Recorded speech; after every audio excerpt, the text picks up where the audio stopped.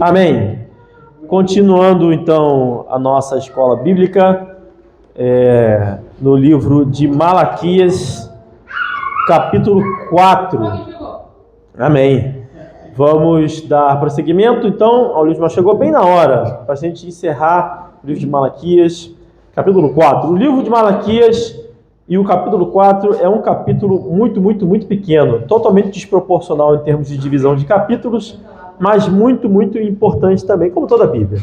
Então eu vou ler o finzinho do capítulo 3, porque é o trecho preferido do irmão Zé Renato, que ele disse de toda a Bíblia. Então diz assim, um dos prediletos, tá bom, um dos prediletos. Ora, pois, nós reputamos por bem-aventurados os Então aqueles que temeram ao Senhor falaram frequentemente um ao outro, e o Senhor atentou e ouviu. E um memorial foi escrito diante dele para os que temeram o Senhor e para os que se lembraram do seu nome. Só uma observação que eu acho que a gente deveria ter falado de manhã e não falamos, é que os que temeram ao Senhor falaram um ao outro, conversavam entre si, e o Senhor escutou. Não é legal isso?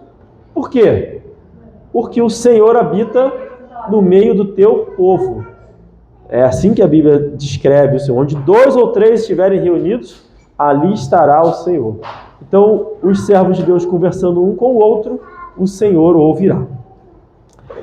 Eles serão meus, diz o Senhor dos Exércitos. Naquele dia serão para mim joias, poupá-los-ei como um homem poupa seu filho que o serve. Então voltareis e vereis a diferença entre o justo e o ímpio, entre o que serve a Deus e o que não serve. Então, irmãos, termina o capítulo 3 com essa promessa de Deus, dizendo que Deus vai demonstrar, vai resgatar, vai ouvir as conversas dos salvos e vai fazer deles a sua própria joia preciosa. Agora lembra, a gente viu, né, que Deus vai pegar aqueles que são salvos e vai fazê-los como um ourives faz, né? O transforma, passar pelo fogo, os transforma em joias preciosas. E também vai limpá-los como sabão. Isso que a gente viu, não é isso? Isso para os salvos. E para os não salvos. É disso que vai tratar o livro agora. Então o livro falou, olha, o livro de Malaquias, vamos já resumir o final do livro de Malaquias, senta, não é? Começa e vai até o capítulo 3 sempre falando, olha, vocês estão errados nisso, vocês estão errados naquilo, vocês estão casamento errado, a forma como lidam um com o outro, a igreja, os líderes, está todo mundo errado, em tudo praticamente, a vida toda errada, em diversos aspectos. Mas chegará Jesus, chegará o que prepara o caminho e chegará o Salvador e vai refinar vocês, vai transformá-los em, aqueles que são o povo de Deus, né? Em joias preciosas feitas pelo ourives, e vai limpá-los todos. Mas e aí? E quem não quiser ser limpo? Quem não temer a Deus? Aí o dia do Senhor volta para o início lá do capítulo 3, né? Quem suportará o dia da sua vinda? Quem suportará o dia da sua vinda? E olha como é que ele começa o capítulo 4. Porque eis que aquele dia, por isso que eu quis reunir os 2 capítulos no mesmo dia, para ficar fresco na cabeça. Ele começa o capítulo 3 perguntando, quem suportará o dia da sua vinda? E ele já explicou quem vai suportar, né? Que são os salvos. Agora, e quem não é salvo? Porque eis que aquele dia vem ardendo como fornalha. Todos os soberbos e todos os que cometem impiedade serão como a palha, e o dia que está para vir os abrasará, diz o Senhor dos Exércitos, de sorte que lhes não deixará nem raiz, nem ramo. Então, o texto ele faz essa alusão, né? Então, os que são salvos vão ser refinados, vão se transformar em joias preciosas, né? Como ourives. E os que não são salvos vão ser como a palha, vão ser totalmente queimados. Quem lembra de um texto que fala parecido com isso no Novo Testamento? É você mesmo que eu espero a resposta. É lá em Romanos, não é isso que fala isso? A gente estudou... É Romanos? Romanos, que fala sobre que passará pelo fogo, né? Como que pelo fogo, e que aquilo que você construiu, que for de ouro, de prata e pedras preciosas, passará, e o que for palha, madeira, feno, será destruído. Então, quem construiu as suas joias, quem deu, retomando o que a gente falou mais cedo, quem entregou as ofertas ao Senhor, visando receber as bênçãos futuras, ou seja, entregando a sua vida ao Senhor, entregando a sua alma, a sua confiança, a sua fé, confiando no Senhor, esse vai ser refinado. Por quê? Porque ele teme ao Senhor. Quem não teme ao Senhor é o soberbo. O oposto de temer a Deus é o soberbo, não é isso? Quem não temeria ao Senhor é o soberbo. Em 1 Coríntios 3, 12. Ora, bolas. Vamos lá, então. 3,17 fala sobre Jesus Cristo. Ele tem a pá na sua mão e fará sua ira. Ah, sim. Mas queimará a palha com fogo e nunca se apaga. Lucas 3,17. Perfeito. 1 Coríntios é esse que eu falar. Se alguém sobreviver com uma difícil de ouro, prata, pedra, preciosa, madeira, feno. 1 Coríntios o quê? 3, 12. Vou ler aqui. Captar tudo. Microfone. 1 Coríntios 3,12. Perfeito. Porque, vou ler o 11. Porque ninguém pode pôr outro fundamento além do que já está posto, qual é Jesus Cristo. Está escrito Pedro aí? Na sua Bíblia, não? Está escrito Jesus Cristo. E se alguém sobre este fundamento formar um edifício de ouro, prata, pedras preciosas, madeira, feno e palha, a obra, que fundamento? Formar isso sobre Jesus Cristo. A obra de cada um se manifestará, na verdade, no dia a declarará, porque pelo fogo será descoberta, e o fogo provará qual seja a obra de cada um. Se a obra que alguém edificou nessa parte permanecer, esse receberá galardão. Se a obra de alguém se queimar, sofrerá detrimento, mas o tal será salvo, todavia, como pelo fogo. Perfeito. Então aqui, os salvos também podem construir sobre Jesus Cristo, quem construiu sobre Jesus Cristo, coisas que são dessa terra, que vão ser destruídas pelo fogo. É por isso que nenhuma dessas promessas, que aqui nessa discussão aí, nenhuma dessas promessas são para essa vida agora. Porque toda essa terra será destruída pelo fogo. Os céus e a terra passarão, eles vão acabar, serão construídos novos céus, nova terra. Novos céus e nova terra. E aquilo que você construiu, que não é eterno, vai se apagar. Os templos todos, as igrejas, as cadeiras, nosso corpo e tudo. Jesus fala sobre isso, né? Dizendo para a gente não amontoar riqueza nessa vida, mas se preocupar com as coisas que a ferrugem não come, a traça não destrói. A ferrugem não destrói, a traça não come. Enfim, então é disso. Agora, e quem não tem Jesus como fundamento? É o soberbo. O que vai acontecer com ele? Não vai deixar dele nem raiz nem ramo.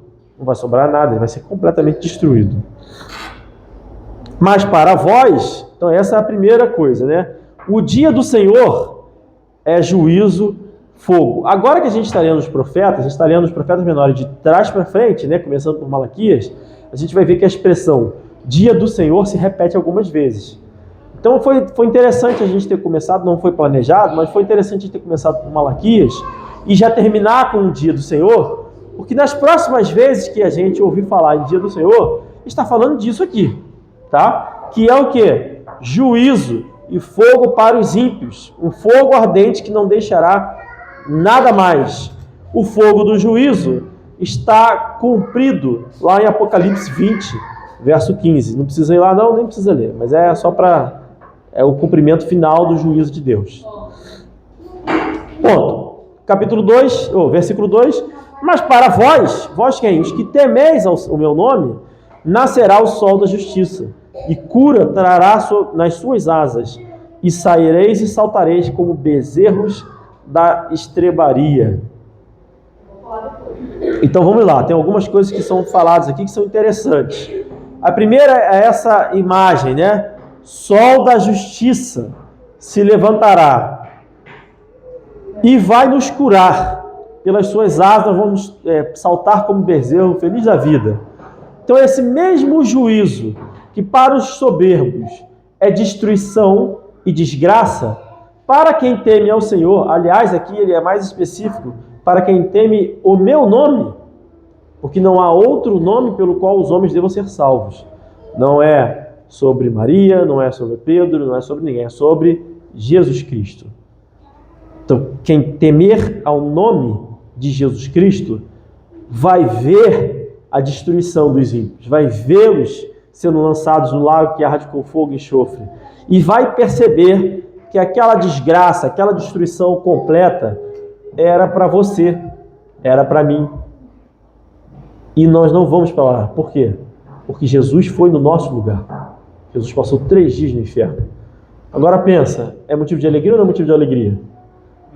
Quando ele vier e trouxer essa cura, que cura é essa? É a restauração completa, né? Nós vamos receber um novo corpo glorificado.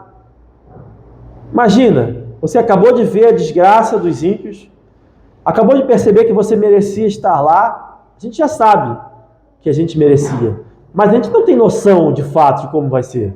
Vai ter que chegar lá. Acabou de perceber isso e de repente recebe um corpo glorificado, chega no céu, nova terra, tudo novinho. O que você vai fazer? Qual a sua reação? Saltar de alegria. Você fica doido. Caramba, que coisa maravilhosa.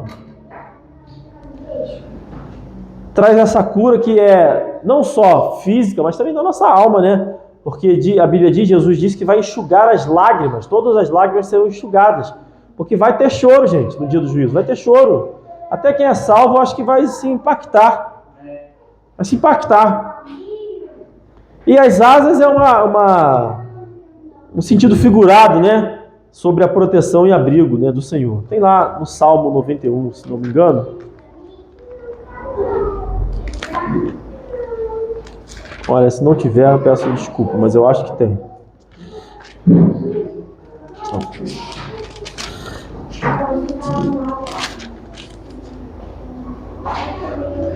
Porque ele te livrará do laço do passarinheiro e da peste perniciosa.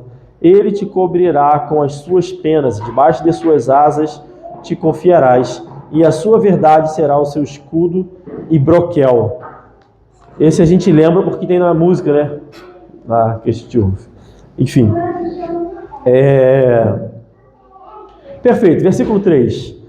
E pisareis os ímpios, porque se farão cinza debaixo das plantas. Olha isso, hein? Debaixo das plantas dos vossos pés, naquele dia que estou preparando, diz o Senhor dos exércitos. Olha que interessante, né? Não só nós vamos saltar de alegria e tudo mais, como nós pisaremos nas cinzas. O que isso significa? Qual a impressão que isso dá para nós? Eu mesmo respondo. Uma impressão de vitória triunfante, né? Acachapante, de humilhante. Por isso que quando Jesus dá o exemplo, né, do Lázaro e do rico, o rico ele pede para Abraão que Lázaro pegue uma gotinha que seja, e pingue lá na língua dele. E nem isso lhe será permitido. Ele vai viver no pó e nas cinzas. E vendo os eleitos desfrutando da maravilhosa graça de Deus. Lembrando que os eleitos não são pré-eleitos antes de tudo, são que aceitaram Jesus Cristo como seu Salvador, por suas vidas, porque nós não somos semicatólicos. Não somos semicatólicos, não somos presbiterianos. E são quem os eleitos, então? Exatamente. De acordo com o texto que a gente leu aqui, são quem? Quem é eleito? Qual o critério de eleição? Acabei de ler aí no verso 1.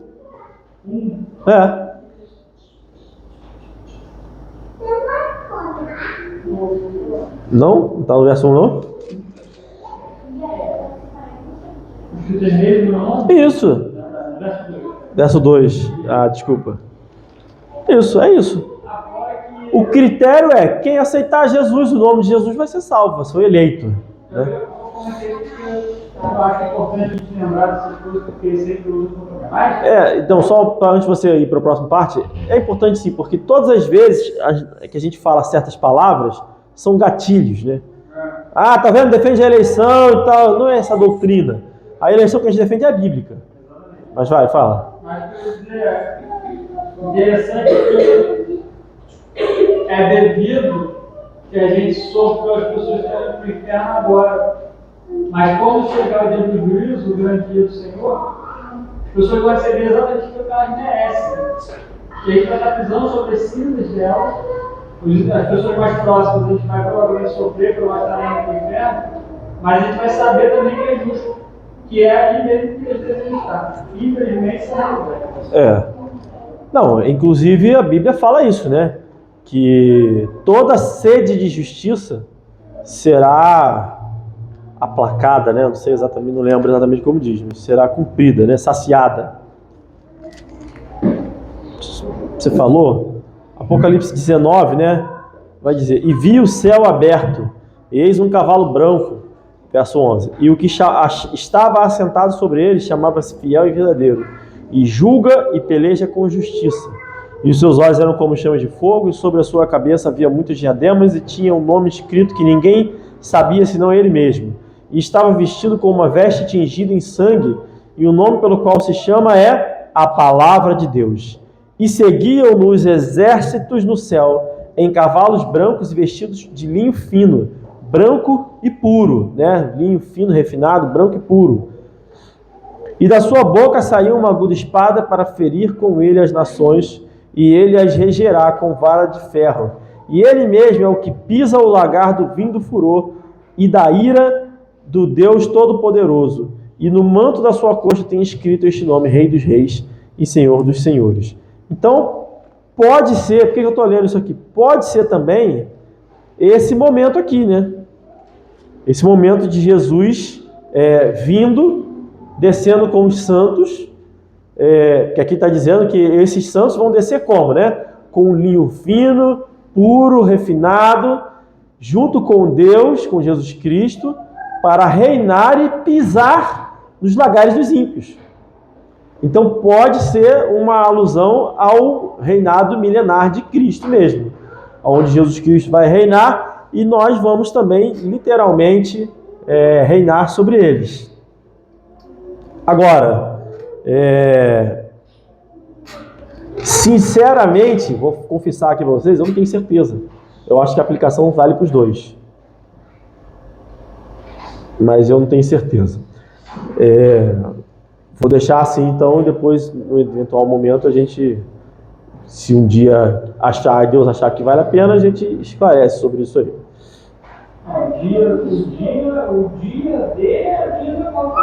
Jesus, mas nesse momento aqui, já para reinar e tudo mais, porque não deixa de ser uma forma de juízo também, né?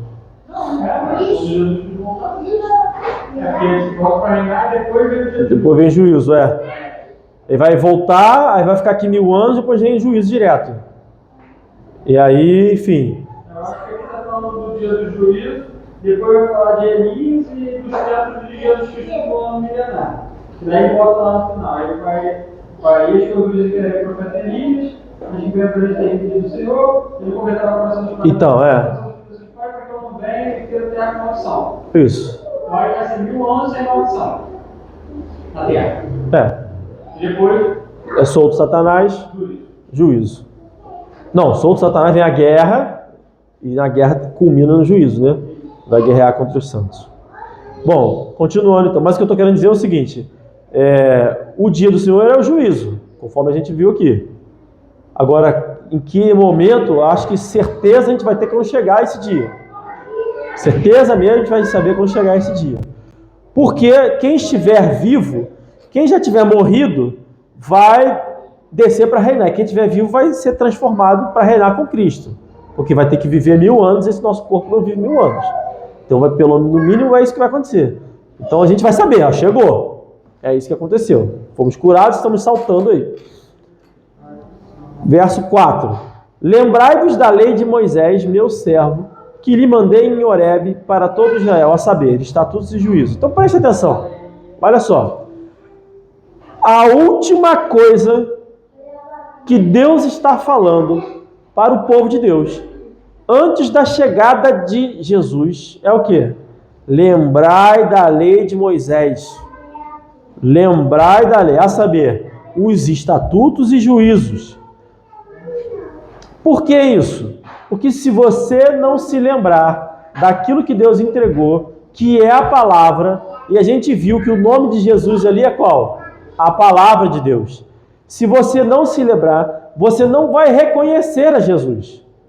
Você não vai saber quem é Jesus. Então, lembrai-vos da lei de Moisés, meu servo, que lhe mandei em Horebe para todo Israel, a saber, estatutos de juízo. Por quê, né? Eis que eu vos enviarei o profeta Elias, antes que venha o grande e terrível dia do Senhor. Então, Elias, né? Lógico, a gente já sabe, veio em João Batista, e ele converterá, falando de Elias, né? Converterá o coração dos pais aos filhos, o coração dos filhos a seus pais, para que eu não venha e fira a terra com maldição. Ou seja, se ele não fizesse isso, a vinda de Jesus já seria para colocar um fim na história. Né? Se não tivesse Elias, então Jesus mandou Elias para preparar. Mas o que eu entendo aqui disso aqui? É claro que aqui é uma... Eu não tenho, assim, a Bíblia não é explícita sobre isso. É uma profecia. Então eu vou dar a interpretação de que eu imagino com base em outros textos, mas não vou dizer que seja exatamente isso. Mas o que eu entendo aqui? Que, por exemplo, quando Deus ia destruir Sodoma e Gomorra, ele mandou lá os seus anjos, né, junto com Jesus Cristo, e foram lá e abordaram, né, a Ló, e foi lá. Abraão intercedeu, né, tudo mais. Então, se os anjos não tivessem ido lá, o que ia acontecer com Ló? Ia morrer. Não é verdade? Ia chegar a Saraiva de fogo, Ló ia morrer, a esposa dele morreu, porque olhou para trás e tal, mas ele ia morrer também. Quando Deus resolve destruir Nínive, ele manda lá Jonas, e Jonas vai lá e prega. O povo se arrependeu, não destruiu Nínive.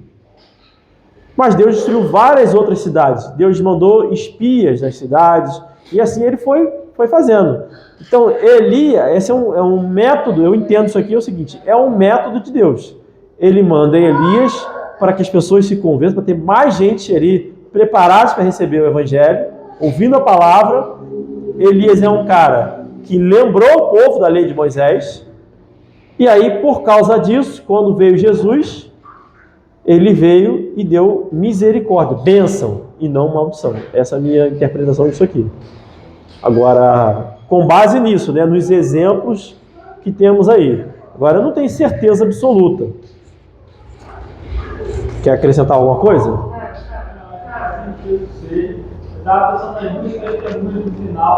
Que é a mesma coisa, não é isso? Os 144 mil.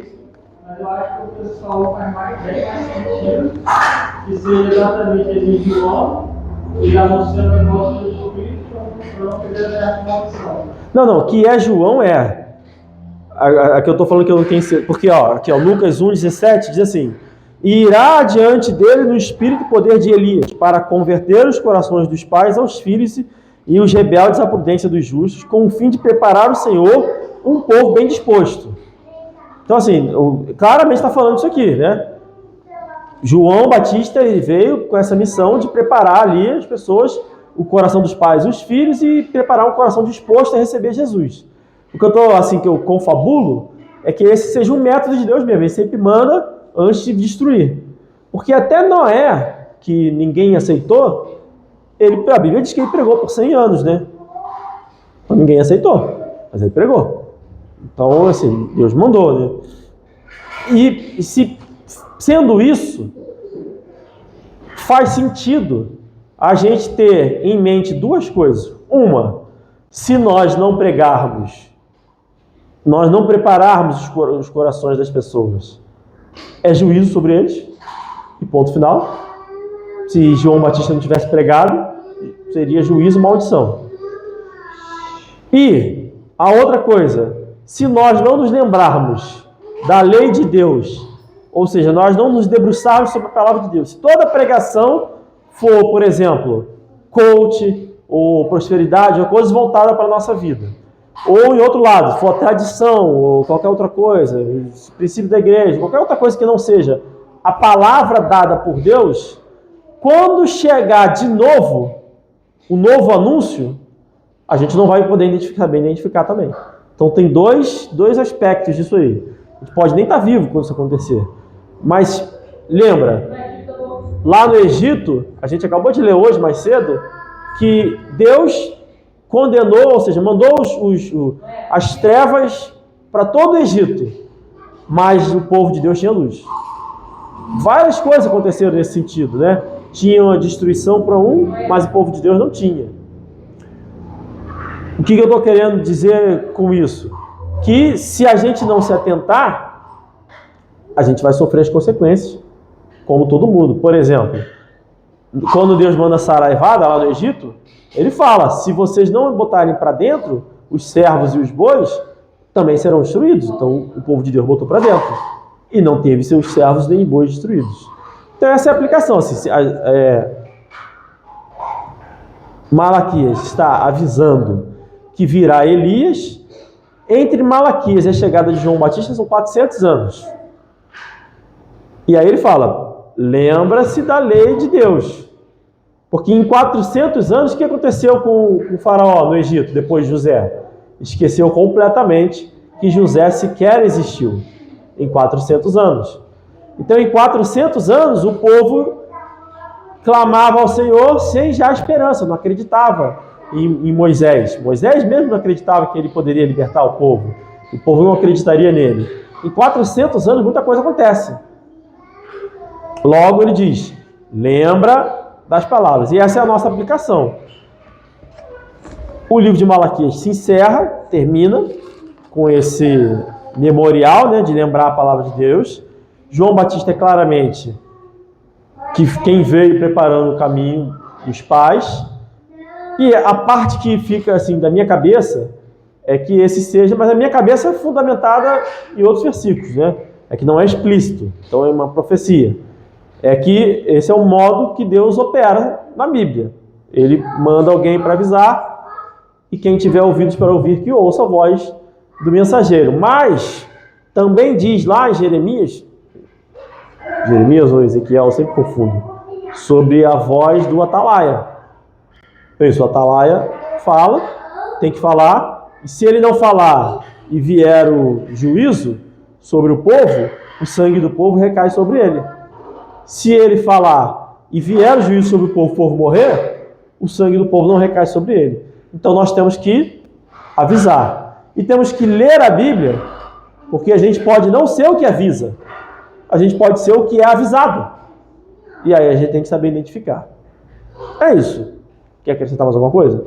Então, estamos encerrados o estudo do livro de Malaquias para a honra e glória do nosso Senhor.